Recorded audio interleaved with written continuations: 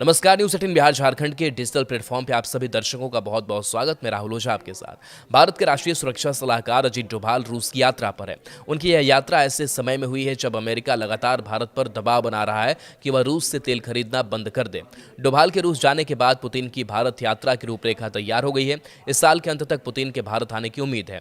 इसकी सटीक तारीख की जानकारी अभी सामने नहीं आई है। वहीं अब भारत के विदेश मंत्री भी अगस्त में रूस की यात्रा पर जाने वाले हैं। हालांकि जिस तरह भारत के जेम्स बॉन्ड कहे जाने वाले अजीत डोभाल रूस और भारत के बीच की कड़ी है, वैसे ही रूस की ओर से सरगेई शोइगु इसमें महत्वपूर्ण भूमिका निभाते हैं। शोइगु रूस के सुरक्षा परिषद के सचिव हैं। मॉस्को में अजीत डोभाल और शोइगु के बीच मुलाकात हुई है। इस बैठक में दोनों देशों के बीच विशेष विशेषाधिकार प्राप्त रणनीतिक साझेदारी को और मजबूत करने के उपायों पर चर्चा हुई। दोनों पक्षों ने इस साल के अंत में होने वाले द्विपक्षीय शिखर सम्मेलन की तैयारियों के लिए संयुक्त प्रयासों की आवश्यकता पर जोर दिया। इसके साथ ही रूस भारत के बीच बहुपक्षीय मंचों पर सहयोग और वैश्विक सुरक्षा के महत्वपूर्ण मुद्दों पर विचारों का आदान प्रदान किया गया। सरगेई शोइगु 2012-14 तक रूस के रक्षा मंत्री रहे हैं। 2024 से रूस की सुरक्षा परिषद के सचिव के तौर पर काम कर रहे हैं।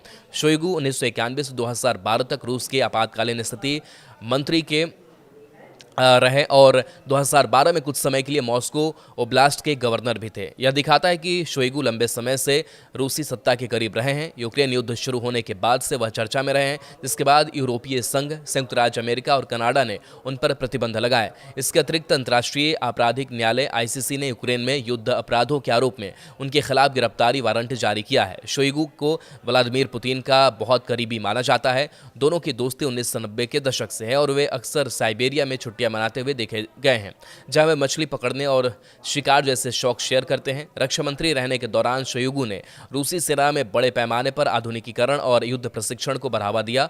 भारत स्थित रूसी दूतावास ने टेलीग्राम पर एक पोस्ट में लिखा, 7 अगस्त को रूस की सुरक्षा परिषद के सचिव शोइगु ने भारत के राष्ट्रीय सुरक्षा सलाहकार अजीत कुमार डोभाल के साथ बातचीत की।